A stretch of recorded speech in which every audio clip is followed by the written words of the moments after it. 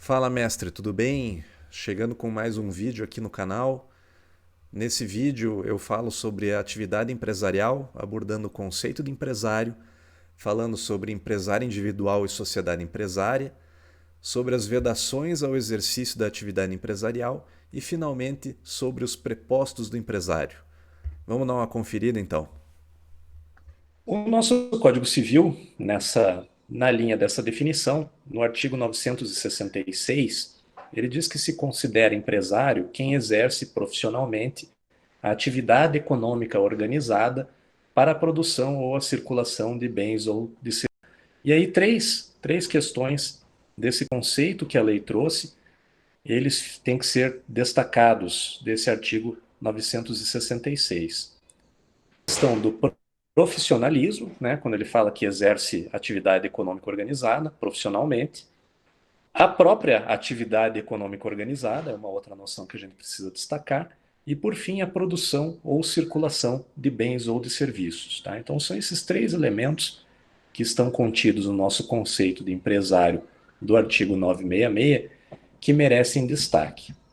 Primeiro deles, em relação ao profissionalismo, o que nós podemos falar sobre isso? Quando você fala em profissionalismo, tá, que o empresário ele exerce profissionalmente essa atividade, você está falando que ele exerce com habitualidade. Não é empresário aquela pessoa que, de repente, até organiza ali os fatores de produção, mas para produzir alguma coisa com o simples intuito de teste, faz aquilo uma única vez para ver se aquele produto tem aceitação no mercado. O profissionalismo, ele subentende, né, ele pressupõe que a pessoa faz aquilo com habitualidade, ou seja, tem aquilo como seu modo de ganha-pão, como seu modo de ganhar a vida. Tá? E faz aquilo com habitualidade, ou seja, com recorrência. Uma vez só, não vai ser empresário. A segunda questão em relação ao profissionalismo é a questão da pessoalidade. Tá? Então, o empresário, ele necessariamente ele tem que contratar empregados para auxiliá-lo na produção ou na prestação de serviços. Tá? E isso é importante para que a gente entenda por que os atos dos empregados obrigam o empresário. Tá? O empresário é quem vai exercer a atividade empresarial.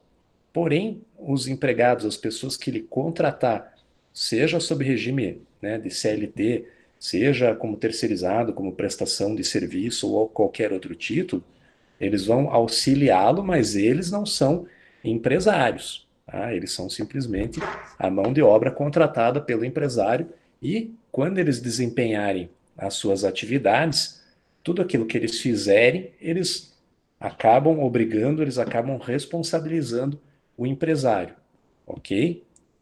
E a última questão é o monopólio das informações. Então, quando você fala que o empresário ele é profissional, você subentende que ele tem o monopólio das informações em relação ao produto ou serviço que ele está colocando no mercado.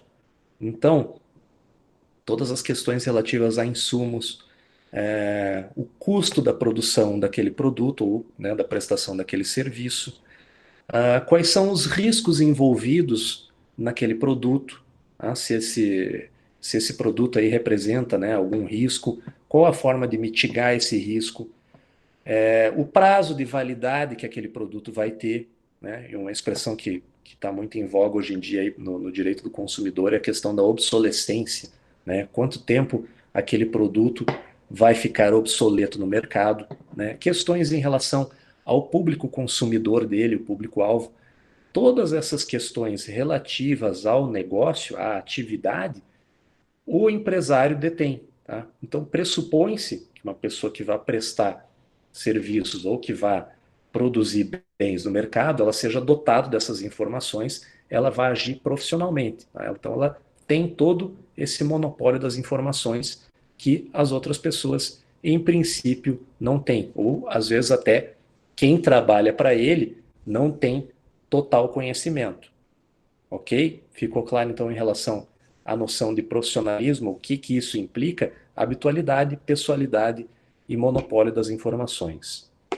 A segunda questão que eu destacaria do conceito do artigo 966 seria a atividade, né? Então, quando você fala atividade econômica organizada ou atividade economicamente organizada, como alguns autores preferem, antes de tudo você está tratando de uma atividade. Tá? Então, se alguma coisa precisa ficar clara da aula de hoje, seria isso aí. A empresa é uma atividade, tá, pessoal?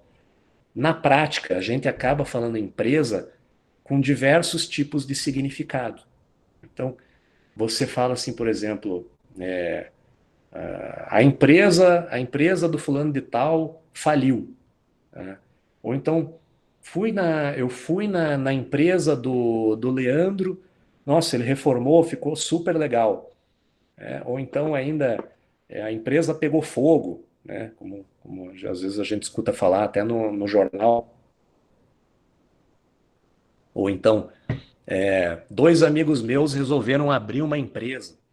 A gente usa a empresa com vários significados no nosso dia a dia. Porém, a empresa é sempre uma atividade. Você sempre vai dizer empresa, né, tecnicamente falando, para o direito empresarial, quando você quiser se referir a essa atividade economicamente organizada de produção ou circulação de bens ou serviços. Tá? A empresa, ela é diferente do sujeito de direito, ela é diferente do estabelecimento comercial e ela é diferente da sociedade. Tá? Então, quando você falou lá que a empresa do fulano foi à falência, na verdade você estava querendo falar do sujeito de direitos. Tá? Quem entra com um processo de falência, né, ou quem é objeto de um processo de falência, quem tem a sua falência requerida, é o sujeito de direitos empresário, e não a empresa. A empresa é a atividade. Da mesma forma, quando você diz que você foi até a empresa da pessoa, ou que a empresa pegou fogo, ou que a empresa, né, que a reforma da empresa ficou muito boa, você, na verdade, está se referindo ao estabelecimento comercial, né, que é um conceito diferente que nós vamos ver esse semestre também. E, finalmente, quando você fala dois amigos meus abriram uma empresa, tecnicamente o que você deveria dizer é dois amigos meus contrataram uma sociedade. É isso que eles contrataram, é isso que eles estão fazendo. Eles contrataram uma sociedade para que essa sociedade desenvolva a empresa, que é a atividade de circular bens ou serviços no mercado, a atividade economicamente organizada de produção ou circulação de bens ou serviços. Tá? Então, empresa é a atividade, não se refiram tecnicamente, né, quando vocês querem falar de uma forma técnica no direito empresarial, a empresa com nenhum desses significados. Então, quando a gente falou, por exemplo, na última aula, do princípio da preservação da empresa, aí ok, aí está certo. O que o direito empresarial quer preservar? Não é uma determinada sociedade, não é um estabelecimento comercial, né, que pode ou não existir independente da empresa, mas é a própria atividade economicamente organizada de circulação ou produção de bens ou serviços. Tá? Então, entendam isso. A atividade, a empresa é um conceito claro na mente de vocês. Tá? Então, no direito comercial, a empresa é uma atividade, ela não é nem sujeito de direitos, né? Ela não é a sociedade e ela não é o estabelecimento comercial. Tá? Essa atividade é uma atividade econômica. Por que que o legislador do Código Civil trouxe essa expressão econômica? Por aquilo que eu falei para vocês. Ela é uma atividade que visa ao lucro. Então, o empresário identificando, né, aquela necessidade ou aquela querência, né, um bem que as pessoas queiram no mercado, e vai produzir aquilo com o intuito do quê? Com o intuito de obter lucro. Tá? Esse lucro, ele pode ser o fim último, né, o objetivo do empresário, ou ele pode ser unicamente um meio. Tá? Quando você está falando de uma atividade empresarial, toda atividade ela tem que gerar um certo lucro para que ela possa se manter, tá? Num sistema capitalista. Você tem que superar os seus custos para que você consiga se manter. Então, de uma forma ou de outra, todos vão ter que visar esse lucro. Porém, esse lucro ele pode ser o objetivo final, né? Você auferir aquele lucro, ou ele pode ser um simples meio. Então, por exemplo, uma entidade educacional, claro, ela vai ter que ter um lucro, né? Ela vai ter que estar mensalidades dos seus alunos para custear aquele serviço. Porém, pode ser que o objetivo final dessa entidade educacional, né, uma entidade religiosa, por exemplo, né, uma PUC, por exemplo, pode ser que esse não seja o fim último dela. Pode ser que o fim seja simplesmente propagar ali um ensino religioso ou uma determinada religião. Tá? Então, o lucro, nesse caso, ele é única e exclusivamente um meio para que você possa manter aquela atividade cujo objetivo último difere do lucro. Essa atividade econômica, ela tem que ser organizada. Por quê? Como eu falei, o empresário ele articula, ele organiza os fatores de produção. Então, novamente, quais são os fatores de produção num sistema capitalista? O capital, né, aquele empresário ou com capital próprio, ou então mediante um empréstimo, né, um financiamento no banco, ele vai fazer um aporte de capital para iniciar a sua atividade. A mão de obra que ele vai contratar, né, para auxiliá-lo ali na prestação do serviço ou na produção dos bens. A tecnologia, né, e quando a gente fala em tecnologia, imediatamente a gente sempre, né, pensa num produto de ponta, alguma coisa eletrônica. Mas, na verdade, o significado de tecnologia não é esse. Tá? O significado de tecnologia está voltado ao conhecimento que o empresário tem que ter do fator ali, da produção daquele bem, da prestação de serviço. Né? Quais são os recursos que ele tem que utilizar e de que forma para produzir aquele bem ou para prestar aquele serviço. Não necessariamente nós estamos falando de um produto de uma tecnologia de ponta. Tá? Pode ser uma tecnologia de ponta, mas pode ser também uma tecnologia que já seja de amplo conhecimento no mercado. Tá? O importante é que o empresário tenha o conhecimento daquilo e utilize, né, empregue essa tecnologia para a produção ou a circulação dos seus bens ou dos seus serviços. Tá? Falei do capital, falei da mão de obra e dos insumos, que seria o último fator de produção. Tá? Então, no caso aí dos serviços ou dos bens, né, você articular ali os insumos que são necessários para produzir aquele bem ou para você prestar aquele serviço. Todos esses 4 fatores, eles têm que ser articulados, eles têm que ser organizados pelo empresário para a produção ou a circulação dos bens ou serviços. Então, por isso que se fala de uma atividade econômica organizada para a produção de bens ou serviços ou a circulação de bens ou serviços. Tá? Então, quando você fala de produção, você está falando de fabricação. Tá? Produzir bens é você fabricar esses bens, tá? Produzir a partir do estado da natureza. Ou então, você produzir serviços, você está falando em prestar serviços no mercado. Tá? Ou então pode ser de circulação de bens ou serviços. O que seria a atividade de circulação? Seria a atividade originária do comércio, na verdade, né? Desde os seus primórdios. É a atividade de você ser intermediária, você ir buscar o produto junto ao produtor e você levar até o seu consumidor final. Tá? Então, por exemplo, um supermercado, ele realiza uma atividade de circulação de bens. Tá? Da mesma forma, uma circulação de serviços, uma agência de viagem, não é ela que vai fazer o serviço de te levar de avião até o teu destino, de te hospedar, né, no hotel em que você vai ficar. Ele simplesmente vai realizar essa intermediação, né, entre o consumidor, aquela pessoa que está comprando um pacote, e aquela pessoa que presta esses serviços, né, seja de transporte aéreo, seja de hospedagem. Então, seria essa aí a questão da circulação, tá? É a atividade de você ser o intermediário, você levar do produtor, né, ou até o consumidor final. Atividade de intermediação, ao passo que a produção se refere à fabricação ou à prestação daquele serviço. E em relação aos bens ou serviços, antigamente, quando você ia conceituar, era mais fácil, né? Você falava que os bens, eles são corpóreos, né? Eles são materialmente perceptíveis, ao passo que os serviços não são. Os serviços, eles seriam sempre uma obrigação de fazer. Né? Porém, com o advento da internet, isso aí, né, e a difusão do comércio eletrônico, isso aí acabou gerando situações em que determinados bens ou serviços não vão se encaixar muito bem nessa definição aí de corpóreo ou de obrigação de fazer. Tá? Então, por exemplo, antigamente a música, né, você ia lá, você tinha que comprar um CD ou então um LP, uma fita cassete. Aquilo ali era um bem, aquilo ali era né, um negócio corpóreo que era materialmente perceptível.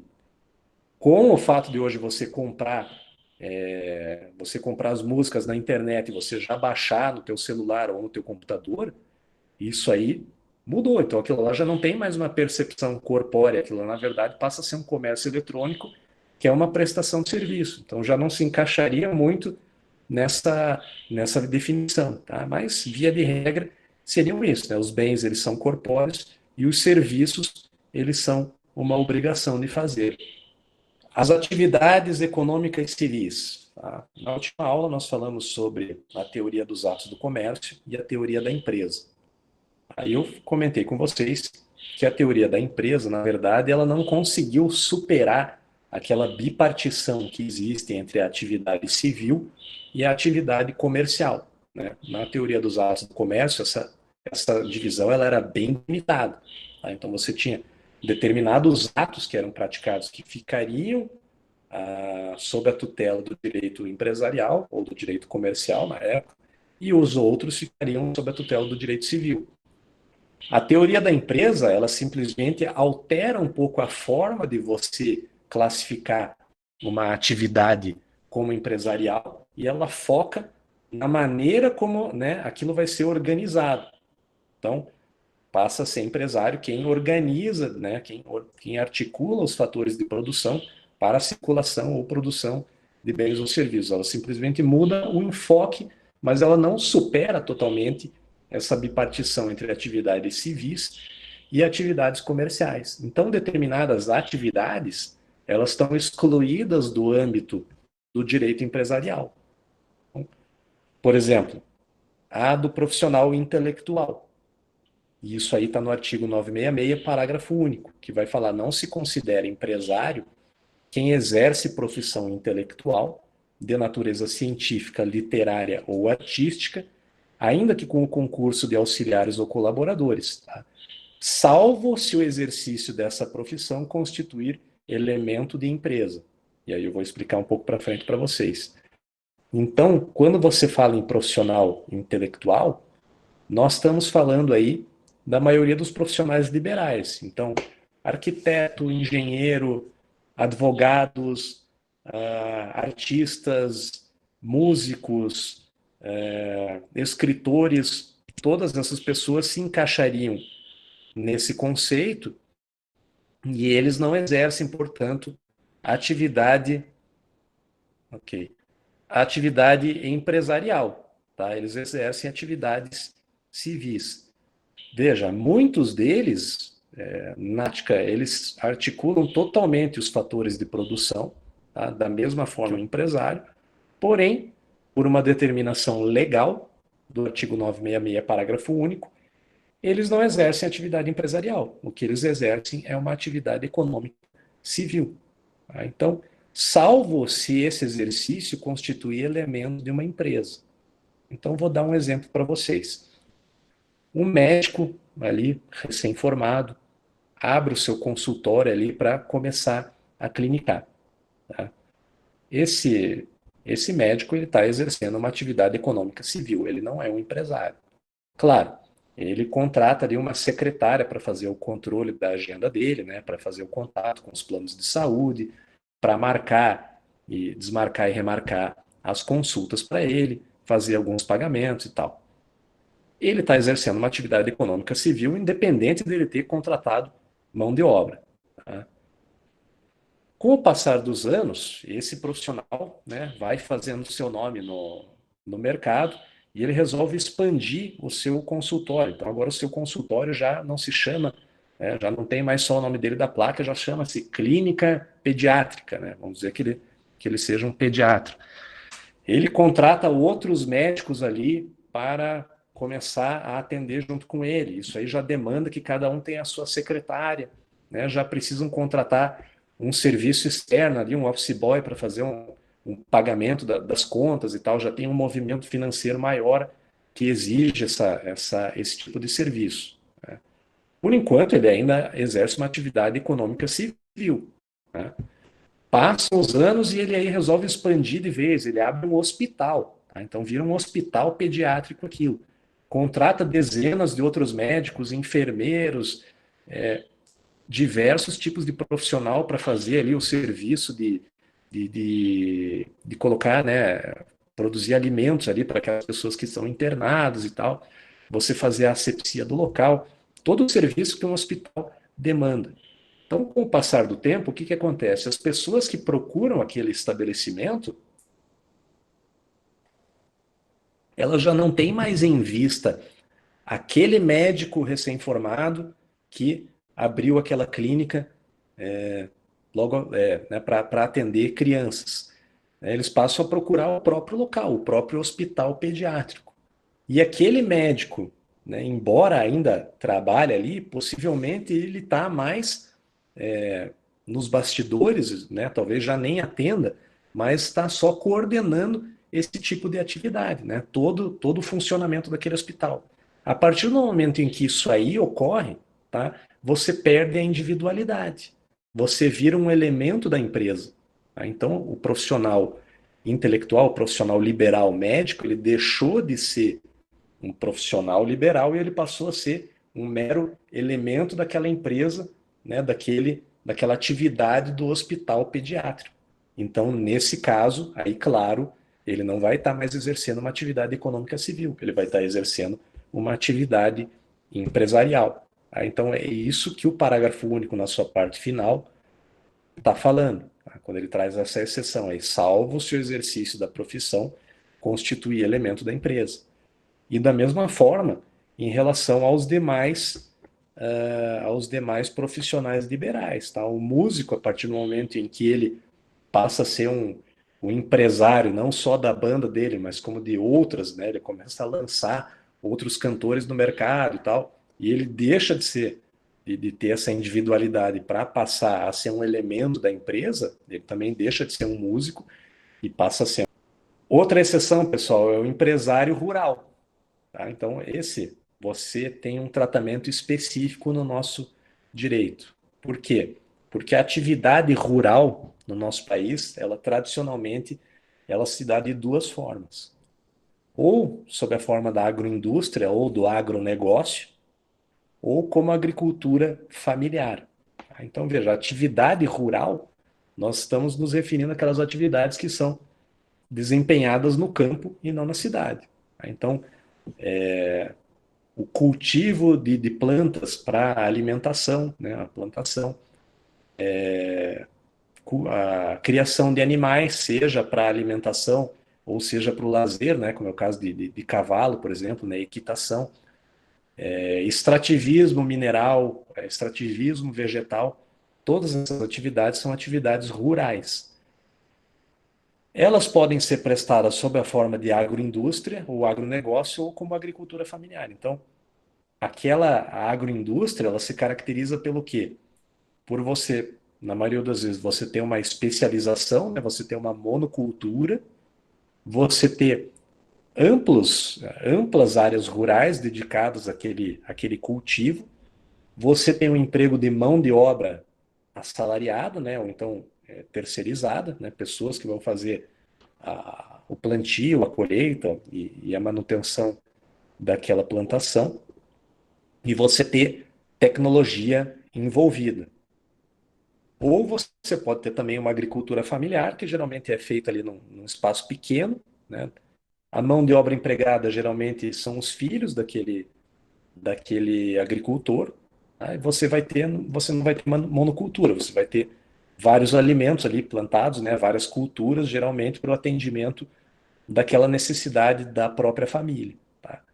E você não vai ter tecnologia, né? Quando muito você vai ter uma tecnologia mais rudimentar ali para o plantio e para a colheita. Então, o artigo 971 ele traz uma diferenciação para o caso dessa atividade rural. Se for do desejo do empresário, né, da pessoa que exerce essa atividade rural, ela pode requerer inscrição no Registro Público de Empresas Mercantis, né, na junta comercial, para virar um empresário rural. Tá? Se ela se cadastrar, né, se ela requerer essa inscrição na junta comercial, ela passa a ser um empresário rural.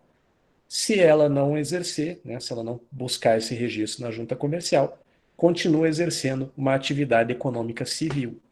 Tá? Então, a opção do registro deve ser provavelmente aquela que vai ser adotada pela agroindústria, tá? Que vai fazer essa exploração sob uma forma empresarial. Aquele agricultor rural, ali, aquele agricultor que utiliza a sua família ali, que só planta para seu consumo próprio, ou eventualmente para vender numa feira, ele não tem a necessidade de fazer esse registro público, ele vai continuar explorando essa atividade rural sob a forma de atividade econômica civil. Tá? Então, esse tratamento diferenciado que o Código Civil trouxe em relação à atividade rural, ela tem por objetivo estabelecer essa diferenciação que é tradicional na nossa, na nossa agricultura. Tá?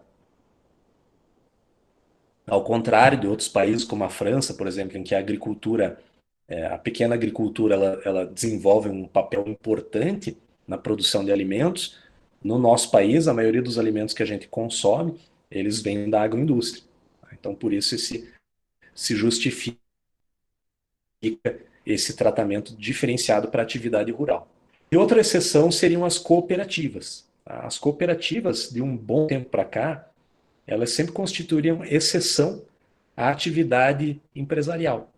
Tá? Então, veja, você tem cooperativas, aqui no caso do Paraná, né, nós temos cooperativas agrícolas, que elas, na sua forma, elas exercem atividade totalmente organizada, com amplo emprego de mão de obra, tecnologia de ponta, insumos, enfim, uma atividade que, na forma, ela é totalmente empresarial. Né? São grandes cooperativas que movimentam milhões de reais.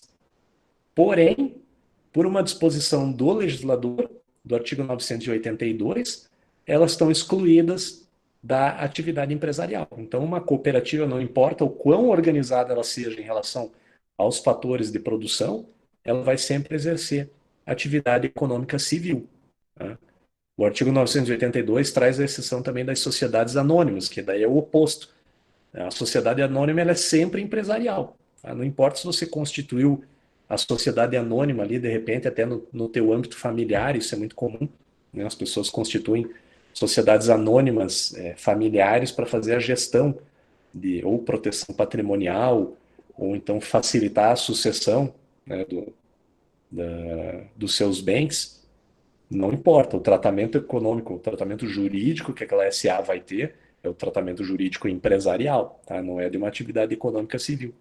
Então, a cooperativa, principalmente de 71 para cá, quando foi editada a Lei 5764, ela passou a ter uma legislação específica, tá? Que é essa lei aí que eu trouxe para vocês. Ela e o artigo 1093 a 1900, a 1096, desculpa, tá errado ali, não é 1906, é 1096 do Código Civil, é que vai trazer o tratamento jurídico das cooperativas como uma atividade. Nós temos casos ali que não importa que você preencha formalmente aquele conceito, né, aqueles elementos do conceito de empresário do artigo 966, eles vão ficar excluídos por uma questão de tratamento legal. Por quê? Porque a lei diz, né, que aquela atividade ela não é empresarial, ok? O empresário individual, tá? Nós temos tradicionalmente aí a atividade empresarial, ela pode ser prestada de duas formas, sob a forma civil, sob a forma de empresário individual, né, uma pessoa física, ou como uma sociedade empresária, que é a pessoa jurídica. Veja, aproximadamente metade, é bem dividido isso aí em termos de registro na junta comercial. Metade dos pedidos de registro são de empresários individuais e a outra metade seria de sociedades empresárias, pessoas jurídicas. Porém, a movimentação de dinheiro é muito maior por parte das pessoas jurídicas. Tá? Então, embora a pessoa física ela ainda tenha metade dos registros, as atividades que os empresários individuais exercem, elas são economicamente menos relevantes. Tá? As sociedades empresárias, com o refinamento do nosso comércio, né, com a dificuldade que está para você exercer a atividade econômica organizada, isso cada vez mais está demandando esforços de mais de uma pessoa. Tá? Então as pessoas têm que se organizar, né, têm que unir esforços, as pessoas que têm o know-how com as pessoas que geralmente detêm o dinheiro e ainda, né, o capital, e ainda precisam contratar outros, estão conjugando esforços para fazer a exploração de uma determinada atividade. A consequência disso é que o nosso direito ele deveria tratar da atividade empresarial muito mais sob a ótica das sociedades empresárias do que sob a ótica do empresário individual. Então, quando você vai ler a nossa legislação, é justamente o contrário, sabe? Parece que ela está sempre partindo da ótica do empresário individual, quando deveria ser o oposto. Deveria ser a sociedade empresária e você estabelecer alguns artigos ali, com poucas exceções, que se aplicariam única e exclusivamente ao empresário individual. Ok? Então, em relação a essa diferenciação, outra questão que tem que ficar clara para vocês é que quando você tem uma pessoa jurídica explorando a atividade empresarial, os sócios daquela sociedade, né, as pessoas que contratam uma sociedade, eles não são empresários. Quem é empresária é a sociedade. É por isso que nós falamos, sociedade empresária. Quem está explorando a atividade de produção ou circulação de bens ou serviços é a sociedade e não os sócios dela. Esses sócios, eles vão ser ou empreendedores ou investidores.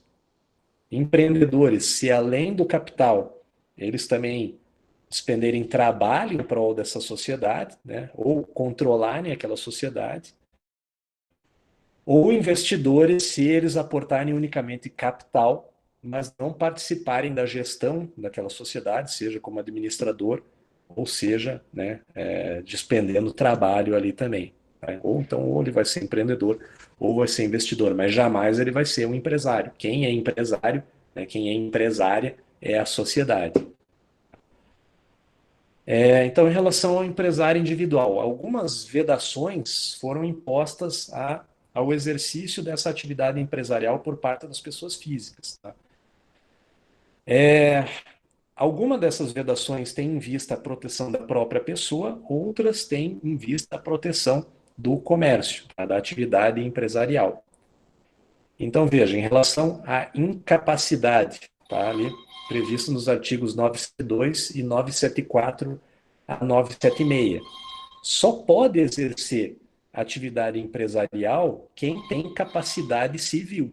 Tá? Quem não está no pleno gozo das suas capacidades civil não pode exercer atividade empresarial. Então, menores de 18 anos, os ébrios habituais que tenham sido interditados, silvícolas que não tenham sido, né, desaculturados, todas aquelas disposições que vocês aprenderam lá no Direito Civil 1 em relação à capacidade civil, eles são aplicáveis aqui no direito empresarial. Então, quem não detém capacidade, né, o pródigo, por exemplo, né, a pessoa que despende o seu patrimônio e tenha sido interditada, ele não pode exercer a atividade empresarial. Ok? Essas proteções, elas têm em vista a pessoa do incapaz. É uma proteção para essa pessoa, para que ele não dilapide o patrimônio dele, ou que, né, que uma pessoa de pouca idade não venha a ser ludibriada ali no exercício da atividade empresarial. Então, só pode exercer atividade empresarial quem tem capacidade civil.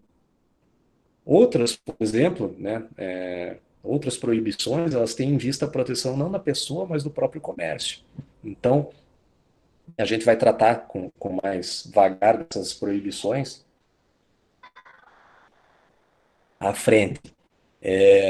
Por exemplo, o médico ele não pode exercer atividade empresarial de representante de laboratório farmacêutico, tá? Porque isso configura ali um conflito de interesses. O, o servidor público, ele também não pode exercer uma atividade empresarial que possa vir a trazer um certo conflito com o serviço público dele. Juízes e promotores também não podem exercer. Tá? Então, geralmente, essas proibições elas estão contidas nos regulamentos que vão tratar determinadas profissões. Tá? E aí trazem essas proibições.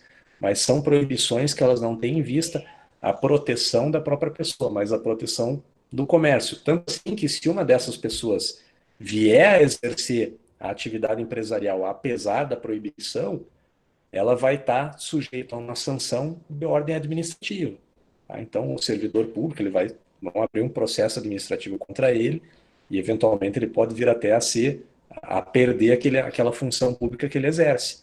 Tá? Mas no âmbito do direito empresarial, não vai acontecer nada. Simplesmente aquela atividade que ele desenvolveu vai obrigá-lo. Tá? Ele vai ter que responder por aqueles atos que ele desempenhar no exercício de uma atividade empresarial. Ok? Então, essas são proibições específicas à atividade empresarial por parte de pessoas físicas. Excepcionalmente, uma pessoa que esteja proibida de exercer a atividade, né, por conta de incapacidade, ela pode exercer. E ela vai precisar requerer judicialmente essa autorização, que é concedida por meio de um alvará. Tá? Então, vamos supor o seguinte: quais são essas situações? Uma pessoa que ela tinha plena capacidade civil, mas aí ela veio, né, abriu né, começou a exercer uma atividade empresarial, mas aí veio a incapacidade, tá? Digamos que ela tenha sido interditada posteriormente. Se ela quiser, ela pode pedir judicialmente a autorização para que ela continue exercendo a atividade empresarial. Tá? Então, ela vai tentar obter um alvará judicial para, apesar de incapaz, ela conseguir exercer, né, continuar exercendo ali a sua empresa. Ou então, vamos dizer o seguinte: aquela pessoa que seja jovem e que ela herdou uma atividade empresarial ali, né? Ela herdou uma pessoa jurídica que os pais dela faleceram e deixaram para ela. E ela ainda não tem idade, né? Ela tem 14 anos. Ela pode, se ela pedir autorização judicial, exercer essa atividade empresarial por meio do alvará que, né, que dê a ela essa permissão. Tá? E aí ela vai contornar essa proibição legal. Sempre a pessoa que obtém esse alvará, ela vai exercer mediante representação ou assistência, da mesma forma que lá no direito civil. Tá? Então, representação, se você tiver um menor impúber, um menor de 14 anos, ou sob assistência se você tiver uma pessoa entre 16 e 18 anos, não 14. Tá? Então, ela vai exercer aquela atividade mediante assistência. E por fim, pessoal, para encerrar, os prepostos do empresário. Como eu falei, dos requisitos para você se encaixar no conceito de empresário é que você contrate pessoas. Tá? Essa mão de obra do empresário, né, ela vai ser ou seletista, né, um empregado contratado ali com base no regime da CLT, ou ele pode ser por meio de prestação de serviço, um contrato de prestação de serviço. Né? Esses empregados, sob a ótica do direito empresarial, eles vão ser sempre chamados de prepostos. Tá? Por quê? Porque eles são representantes do empresário na prática daqueles atos empresariais. Né? Esses atos do preposto, eles sempre obrigam o empresário por disposição do artigo 1178 do Código Civil. Né? Da mesma forma, como esses atos prepostos obrigam o empresário ou a sociedade empresária, aquele preposto ele também vai responder por culpa, né, em regresso em relação ao empresário. Tá? Então, o motorista da empresa, da sociedade de transporte ali, né, vamos utilizar aqui empresa no sentido, no sentido não técnico, né, aquela empresa de transporte coletivo contrata um empregado, né, um preposto para ser o motorista. Se esse motorista vai lá e bate, atropela uma outra pessoa, aquele empresário, ele vai ter que responder por aquele ato do preposto que ele contratou. Tá? Então, se ele agiu com culpa, né, o empresário eventualmente vai poder buscar depois em regresso indenização por tudo aquilo que ele despendeu para indenizar aquele terceiro que foi atropelado. Tá? Então, é isso aí que tem que ficar claro. Todo ato do preposto, ele sempre vai obrigar o empresário desde que praticar no âmbito da empresa. Tá? Claro, o empresário não vai se obrigar por atos que aquele preposto pratique fora do âmbito do trabalho dele, né? Fora do âmbito da empresa. Esse preposto, inclusive por disposição legal, ele está proibido de concorrer com o empresário, ok? Então, todo e qualquer ato que ele venha desempenhar ali no exercício da atividade empresarial como contratado do empresário, ele tem que guardar esse dever de lealdade, tá? Ele não pode concorrer com aquele empresário. A nossa lei, ela trouxe dois prepostos, né? Tá? Dois prepostos que estão contemplados pela lei. É o gerente e o contabilista. Tá? O gerente, ele geralmente exerce cargo de chefia e ele pode ter os poderes delimitados por um ato escrito. Tá? Esse ato escrito você leva para arquivo, que a gente chama, né? Comumente ou vulgarmente falando, a gente sempre fala registra na junta comercial, tá? Mas a gente vai ver isso para frente. Alguns atos eles são passíveis de registro e outros de arquivo. Esse ato você arquiva, tá? Então você vai lá e arquiva aquele documento escrito que tem os poderes do teu gerente. Tá? E a partir daí, terceiros vão ter conhecimento daquilo e todo e qualquer ato do teu gerente que ultrapasse aqueles limites que você estabeleceu, você é empresário, eles não vão obrigar o empresário. Tá? Então, pressupõe-se que o terceiro devia ter conhecimento daquilo e quando contratou com o gerente, tinha que ter conhecimento, né, dessa limitação. Então, aquele ato, eventualmente, não vai obrigar o empresário, ok? E o segundo seria o contabilista. O contabilista é aquela pessoa que vai ser responsável pela escrituração dos livros empresariais, tá? Dos livros que a sociedade se obriga a manter. Então, livro caixa, livro de registro de ações, por exemplo, no caso da sociedade anônima. Tá? A gente vê isso aí também quando formos estudar as sociedades empresárias. A diferença entre o contabilista e o gerente, tá, é que o gerente ele pode ou não ser contratado. Tá? O contabilista, necessariamente, a empresa vai ter que ter um. A sociedade pode ser um empregado contratado ou pode contratar um contabilista externo, mas alguém sempre vai ter que fazer a escrituração desses livros, vai ter que ficar responsável por esses livros. Tá? E da mesma forma, qualquer pessoa pode ser um gerente, porém, apenas aqueles registrados regularmente no órgão profissional, né, no Conselho de Contabilidade, é que podem ser inscritos como contabilistas. Tá aí, esse Ok? foi o nosso vídeo de hoje. Espero que você tenha gostado. Se você gostou, faça o seu comentário, deixe o seu like, se inscreva aqui no nosso canal e até a próxima. Um abraço.